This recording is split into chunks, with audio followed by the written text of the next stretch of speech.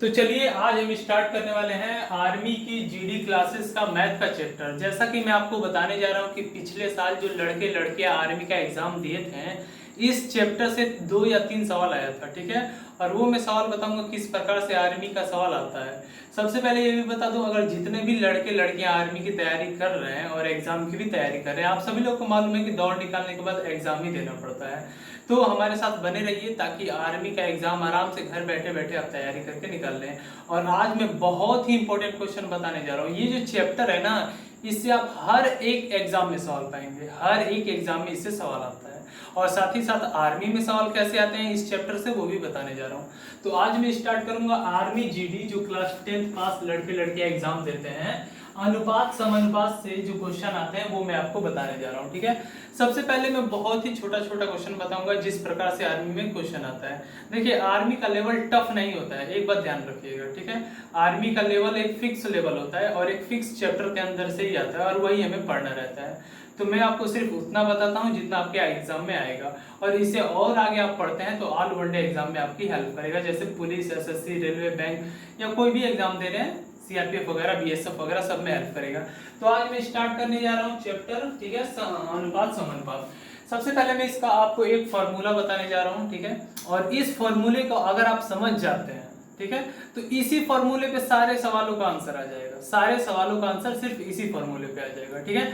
तो अनुपात समानुपात ये मैथ का चैप्टर है, ठीक है, मैथ का चैप्टर है। इससे दो या तीन सवाल हमेशा आते हैं, 2 या 3 सवाल हमेशा आपके एग्जाम में आते हैं। एक सवाल अगर 2 नंबर का होता है तो आपका 2 सवाल 4 नंबर आप गेन कर सकते हैं एग्जाम में इस चैप्टर से, चाहे आप कोई भी एग्जाम दें। तो चलिए स्टार्ट करेंगे अनुपात समानुपात का चैप्टर और आपको बताएंगे। सबसे पहले इस चैप्टर में आपको नंबरों से ही निकालना रहता है, मतलब कहने का मतलब ये, पहले रेशियो, अनुपात समानुपात, यानी इससे पता चल रहा है रेशियो, ठीक है। तो चलिए स्टेप पहले बता देता हूँ फॉर्मूला इसका क्या है, उसके बाद आपको समझाऊंगा एक एक करके। इसका यहाँ पे फॉर्मूला लिख देते हैं, यदि ठीक है, यदि ए संबंधे बी संबंधे सी, ठीक है, यहाँ बी कर लेते हैं, बी सी, ठीक है। ये जैसा कि आपने देख लिया, ये फॉर्मूला है, ठीक है। इसे हम किस प्रकार से लिख सकते हैं, जैसे अनुपात समानुपात का ये मेन फॉर्मूला है। सारी सवालों पे रेशियो लगा रहता है। अनुपात समानुपात में ये कि सारी जितने भी क्वेश्चन रहेंगे नंबर में रहेंगे और नंबरों के बीच में रेशियो लगा रहता है। और अगर पहला स्थान, दूसरा स्थान, तीसरा स्थान पता करना हो तो कैसे पता करते हैं वो बताएंगे। देखिए, यही एक छोटा सा फॉर्मूला है। यहाँ पे लिखा है यदि ए संबंधे बी, और ये डबल है, ठीक है, डबल है, और बी संबंधे सी है, तो देखिए प्रथम, ये प्रथम हो जाता है, यानी ये पहला है, इसका स्थान पहला है, यानी प्रथम, फर्स्ट पार्ट है, ठीक है। प्रथम पद इसे बोल देंगे। इसे द्वितीय पद, यानी ये दूसरी जगह पे है, इसे द्वितीय पद बोल देंगे। ये तीसरे जगह पे है तो इसे तृतीय पद बोल देंगे, और चतुर्थ पद बोल देंगे, ठीक है। फर्स्ट, सेकंड, थर्ड, इन्हीं से मिलके ये सवाल बनी है। देखिए इसे लिखेंगे कैसे, आप लोग ये देख लीजिए। पहले मैं इसका 4 रूप लिखता हूँ और चारों रूप में इसी से वो चारों रूप बना है, ठीक है। जो ये मेन फॉर्मूला समझाने जा रहा हूँ उसे देखिएगा और इसी से जुड़े सारे सवालों को हम बता देंगे जो आपके एग्जाम में आएगा, ठीक है। तो फटाक से लिखवा देता हूँ, इसे नोट कर लीजिएगा, उसके बाद आपको सवाल लगाने में बहुत ही मजा आएगा, ठीक है। यहाँ पे हम डी स्क्वायर इसे लिख सकते हैं, ठीक है। और प्रथम, फर्स्ट पद के लिए क्या लिख सकते हैं, ए इक्वल टू बी स्क्वायर बटा में सी, और मध्य पद यानी मीडियम के लिए B equal to under root A C, और यहाँ पे सी के लिए बी स्क्वायर बटा में ए, ठीक है। चलिए मैं इसे समझा देता हूँ, उसके बाद आपको सवाल स्टार्ट करूंगा बताना। देखिए, जैसा कि आप ये चारों हैं, इसे आप कैसे तोड़ सकते हैं। जैसे यहाँ पे ए संबंधी बी है तो यहाँ पे लिख सकते हैं ए बटा में बी लिख दिए, ठीक है। और यहाँ पे इक्वल टू करके बी बटा में सी लिख सकते हैं। अगर आप इसे क्रॉस मल्टीप्लाई करते हैं तो देखिए क्या होता है, B into B equal to A into C, यहाँ पे B square equal to A C हो गया। यहाँ पे पहला फॉर्मूला यहाँ पे ऐसे बन गया, ठीक है। इसी से बनाना है सारा, इसी फॉर्मूले को मैं समझाऊंगा और इसी के माध्यम से सारे ये रूप हैं, इसी के चारों पार्ट हैं, ठीक है। और आपको इसी को समझना है और इस चैप्टर के सवाल कैसे लगाना है इससे ही समझ के लगाना है। तो यहाँ पे ये पहला आ गया, ठीक है, ये पहला मैंने यहाँ पे लिखा है, आपको समझने में दिक्कत नहीं होगी। दूसरा क्या है, दूसरा, अगर ये स्क्वायर हटाते हैं तो ये अंडर रूट में आ जाएगा, ठीक है। अगर इसे b के सामने स्क्वायर यदि लगाना है, इन दोनों पे स्क्वायर लगाना है, तो अगर ये स्क्वायर हटा देते हैं तो ये अंडर रूट में आ जाता है, ठीक है। अगर इन दोनों स्क्वायर कर देते हैं तो यहाँ पे स्क्वायर आ जाएगा, ये इसका कर्णी जो है वो हट जाएगा, तो ये इसका दूसरा रूप हो गया। यहाँ पे आप देख सकते हैं b स्क्वायर वाला, ठीक है। अब इसे कैसे कर सकते हैं वो भी बताता हूँ, ठीक है। और उसी प्रकार से तीसरा देख लीजिए, तीसरा भी बता देता हूँ कैसे होगा, ठीक है। तीसरा देख लीजिए, यहाँ पे स्क्वायर हटाया तो अंडर रूट AC में आ गया, और पहला वाला बता दिया, और उसी प्रकार तीसरा भी है और उसी प्रकार ये पहला भी है। मतलब इनकी वैल्यू चेंज करेंगे, जैसे मैंने आपको बताया A अपॉन में B equal to B upon में C, यहाँ पे B square equal to AC हो गया। उसी तरह अगर AC के रूप में लिखना है तो क्या करेंगे, ठीक है। AC के रूप में क्या लिखना है, तो A, ठीक है, बराबर B स्क्वायर बटा में C, ये ऊपर आ जाएगा, ये नीचे चला जाएगा। ये तो फॉर्मूला हो गया, ठीक है। अब आते हैं सवाल पे। सवाल कैसे आता है, सवाल को कैसे लगाना है वो अब आपको बताने जा रहे हैं, ठीक है। तो ये तो मैंने आपको फॉर्मूला बता दिया, ये फॉर्मूले को नोट कर लीजिएगा, ठीक है।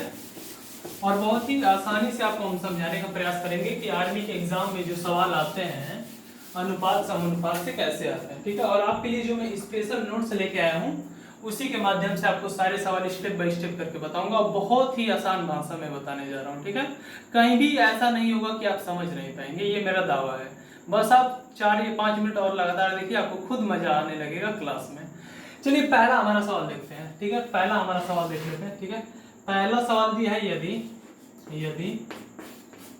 A संबंधे B इक्वल टू 5 संबंधे 6 है, ठीक है, तथा B संबंधे C इक्वल टू 2 संबंधे 3 है, ठीक है। 2 संबंधे 3 है, ठीक है।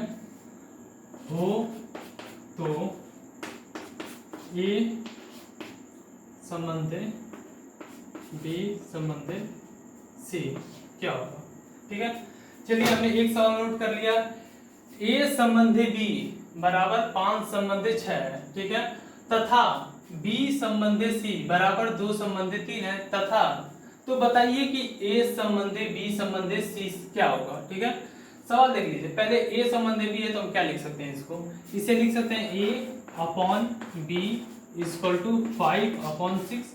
हम इसे इस प्रकार से लिख सकते हैं, ये संबंधे है, रेशियो में दिया है तो अपॉन में कर देंगे, जैसे फार्मूला था उसी प्रकार से कर देंगे। तो A संबंधे B इक्वल टू 5 संबंधे 6 है, तो हम A upon B equal to 5 upon 6 लिख सकते हैं। इसे सीधा कर देना है, ठीक है, इसे सीधा कर देना है। देखिए ये ऐसे है, इसको खड़ा कर दीजिए, ठीक है, इसे खड़ा कर दीजिए। जब खड़ा कर देंगे तो 5 ऊपर चला जाएगा, 6 नीचे आ जाएगा, ठीक है। और उसी प्रकार दूसरा क्या कह रहा है, दूसरा देखिए, ये सवाल में हमको दिया है, ठीक है, हमें दिया है, हमें उसे बदलना है और आंसर में लाना है, बदलना है, ठीक है। यहाँ पे B संबंधे C दिया है तो B ऊपर कर देंगे, C नीचे कर दिए, बराबर का चिन्ह लगा देते हैं। 2 संबंधे 3 दिया यानी 2/3 दिया, ठीक है। हमें यहाँ से क्या पता चला, A का मान यहाँ पे 5 दे दिया, B का मान 6 दे दिया, यहाँ पे B का मान 2 दे दिया, यहाँ पर C का मान 3 दे दिया, और हमें A B C रेशियो निकालना है। तो हम क्या करेंगे, ठीक है, यहाँ पे आपको बगल में लिखना है A, ठीक है, यहाँ पे आपको लिखना है B, यहाँ पे आपको लिखना है C, ठीक है। आपको A 5 दिया है, B 6 दिया है, तो यहाँ पे A 5 लिख लेते हैं, ठीक है, और यहाँ पे B 6 लिख लेते हैं। हमें पहले से ये मिल गया, A 5 दिया है, B 6 दिया है, ठीक है। अब यहाँ पे देख लेते हैं B 2 दिया है और यहाँ पे C 3 दिया है, यानी BC। तो यहाँ पे लिख लेते हैं B 2 और C 3, ठीक है, C 3 यहाँ पे लिख लेते हैं, 3 लिख लें। देखें हमें दो चीज यहाँ से पता चल गया। अब इसका क्या करेंगे, यहाँ पे देखिए एक जगह खाली है, एक जगह खाली है, यहाँ पे भी एक जगह खाली है, ठीक है।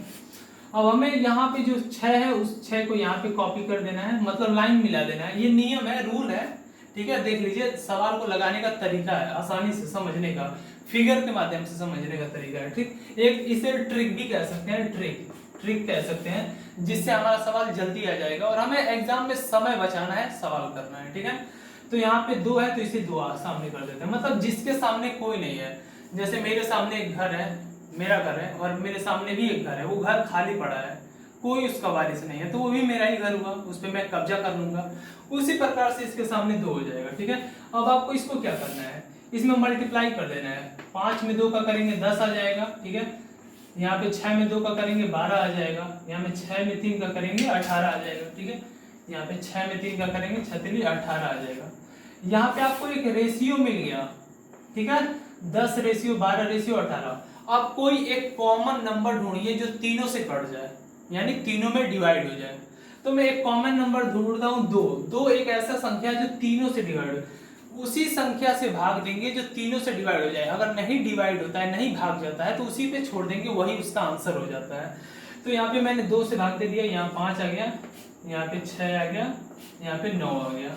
ये इसका आंसर हो जाता है। 5 संबंधित 6 संबंधित 9 ABC का आंसर हो जाता है। ये इसका आंसर हो गया, ठीक है। ये था पहला टाइप। अब हम चलेंगे दूसरे टाइप पे, फिर आएगा तीसरा टाइप, फिर चौथा टाइप, इसी तरह 5 7 10 टाइप आपको बताएंगे। और गारंटी देता हूं कि उससे अलग सवाल ही नहीं आता है अनुपात समानुपात में। आपके आर्मी के लेवल को लेके हम चलेंगे, ठीक है। और आप अन्य भी एग्जाम की तैयारी करते हैं तो उसके लिए भी ये बहुत ही प्रॉफिट यानी लाभदायक होगा, ठीक है। तो इसका आंसर यहाँ पे आ गया। चलिए अब अगले एग्जाम पे चलते हैं, यानी अगले सवाल पे चलते हैं, एग्जाम पे नहीं, ठीक है।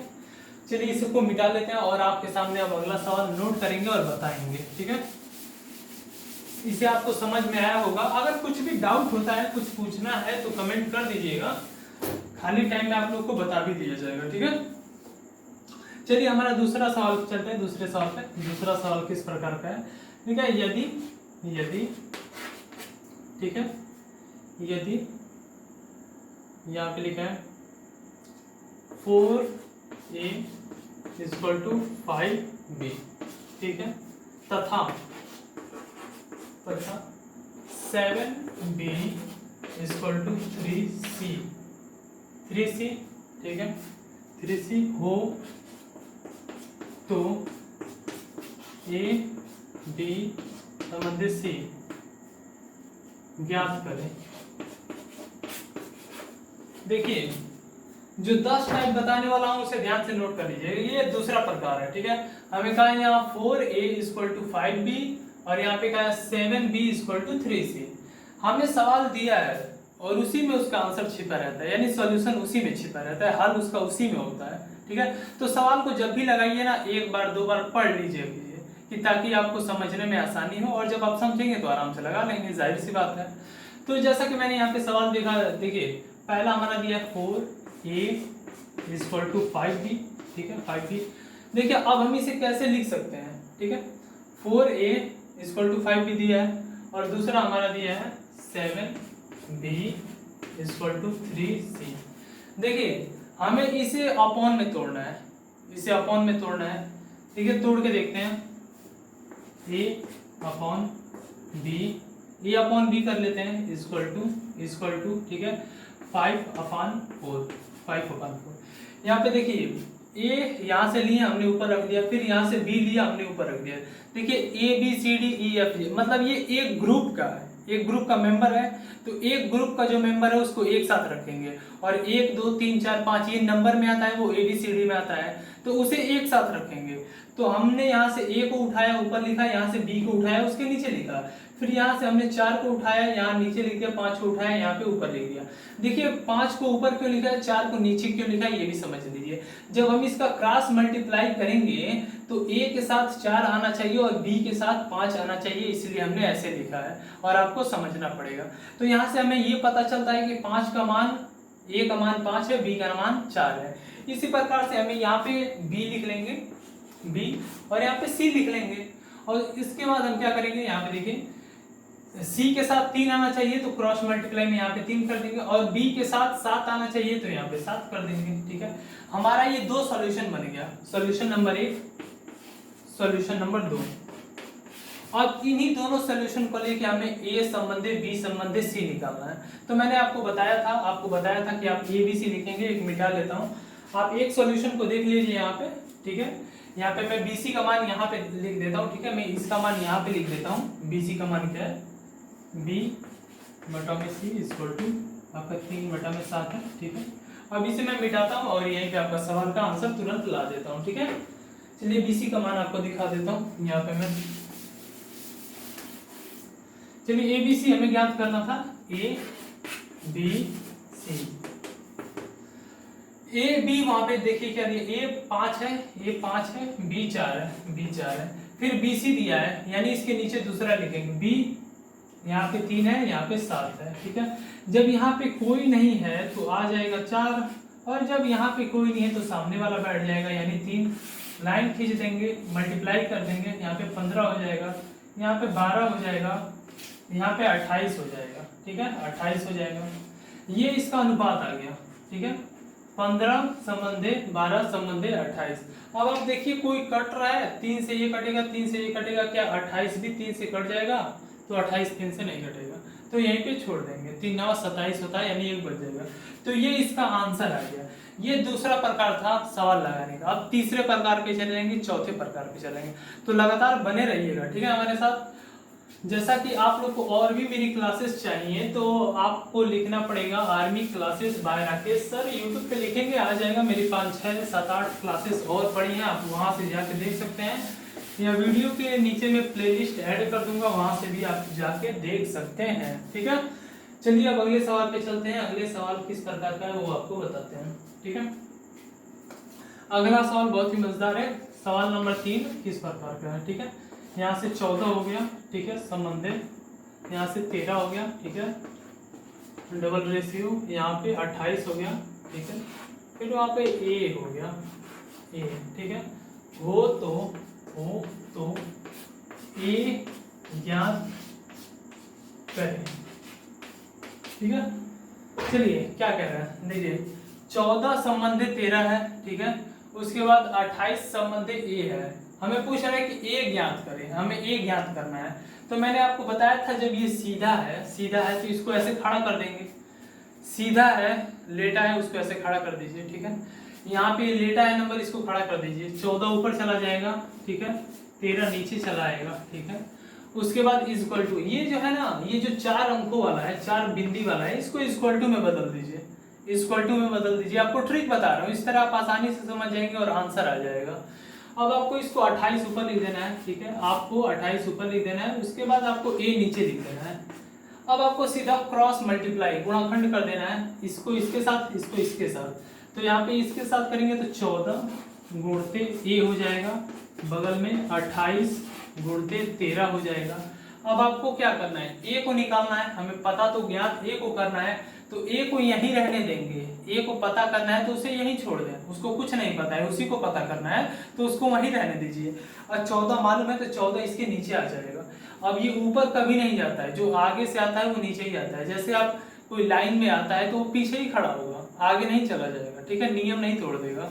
तो जैसे ही आपको ए को आगे ही रखना है, ये यहीं पे हो जाएगा, और आपको 28 गुणते 13/14, तो यहाँ पे 14 एकम 14, 14 दूनी 28, 2 से कटेगा, तो यहाँ पे 13 गुणते 2, 13 दूनी 26, आपका ये ए का मान जो है वो 26 आ जाता है। ये तीसरे प्रकार का सवाल था, ए का मान 26 आ जाता है, ठीक है। अब चलिए नेक्स्ट प्रकार पे चलते हैं, आपको बताते रहेंगे, ठीक है। और आपको और भी हमसे क्लासेस लेनी है तो आप लोग कमेंट करेंगे तो ही तो हम मोटिवेट होंगे, कि ताकि आप लोग को हमारी क्लास अच्छी लग रही है तभी तो हम आपको डेली पढ़ाएंगे। तो आप लोग को अगर चाहते हैं कि आप लोग को डेली क्लास मिले तो कमेंट कीजिए कि सर हमें आपकी क्लास बढ़िया लगती है, और डेली लाते रहिए सारे आर्मी के चैप्टर, तो हम आर्मी का चैप्टर सारा लाते रहेंगे, ठीक है। तो आप लोग कमेंट करेंगे तभी हम लाएंगे, ठीक है, ताकि हमें पता चले कि आप लोग सच में पढ़ना चाहते हैं हमारे द्वारा, ठीक है। चलिए नेक्स्ट सवाल पे चलते हैं। नेक्स्ट सवाल क्वेश्चन नंबर 4 को नोट करते हैं, देखते हैं इसमें क्या है, ठीक है। कह रहा है 8, ठीक है, फिर 5, ठीक है, 5 हो गया, वह 40 का चतुर्थानुपाती ज्ञात कीजिए।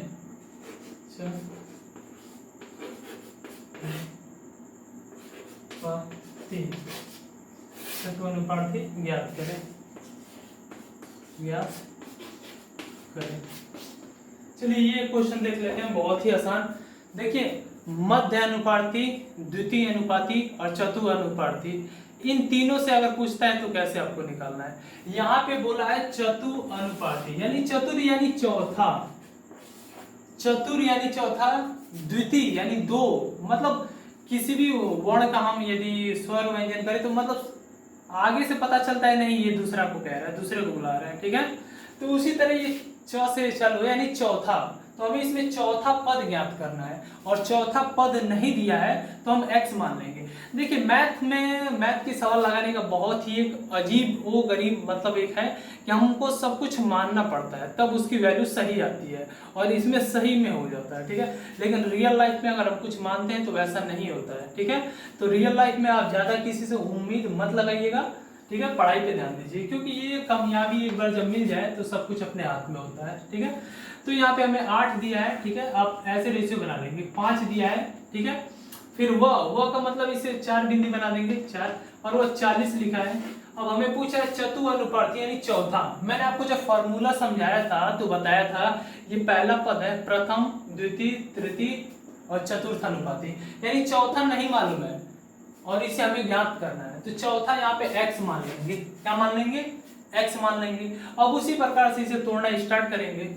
यहाँ पे लिखेंगे 8/5 इक्वल टू 40/x, 40/x।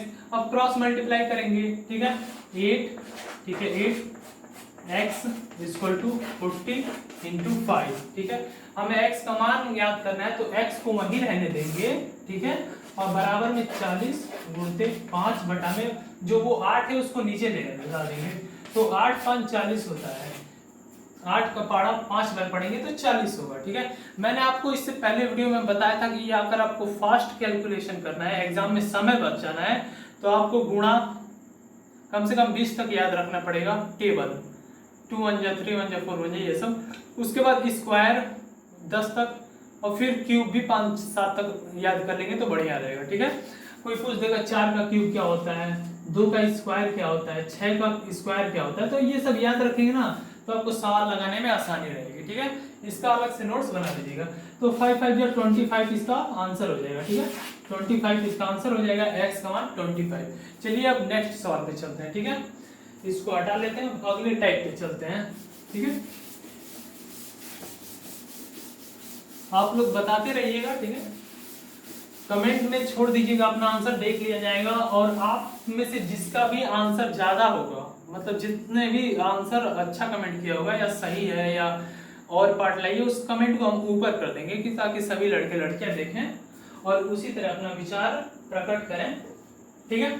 चलिए नेक्स्ट सवाल हम देख लेते हैं, क्वेश्चन नंबर 5, ठीक है। यहाँ पे लिखा है 18, ठीक है, उसके बाद 32 का मध्य अनुपाती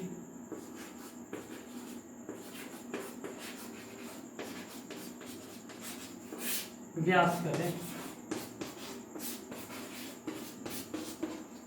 देखिए इसमें सिर्फ दो दिया है, ठीक है। कह रहा है कि मध्य अनुपाती यानी बीच का ज्ञात करें।